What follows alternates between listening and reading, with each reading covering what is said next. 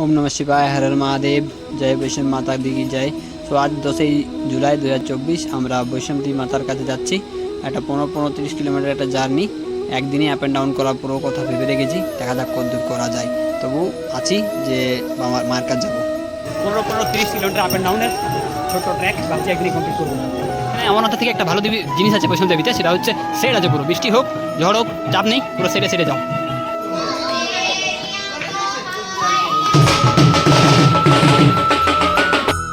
এটা 15-30 kilometre up and ডাউনের একটা রাস্তা, ভালোই রাস্তা, সব কিছুই ভালো, কিন্তু কোনো চাপ নেই, কারণ শেডের মধ্যে যাও এবং পাহাড়ের অনেকটাই উপরে, কিন্তু শেড রয়েছে বলে রাস্তা ঠিক বোঝা যাচ্ছে না। এখানে গাড়িও পাওয়া যায় এবং আমরা সুন্দরভাবেই গেলাম, কিছু বোঝা গেল না রাস্তাটা। 30 কিলোমিটারের চেয়ে বেশি, 33 কিলোমিটার টোটাল একদিনে কভার করলাম।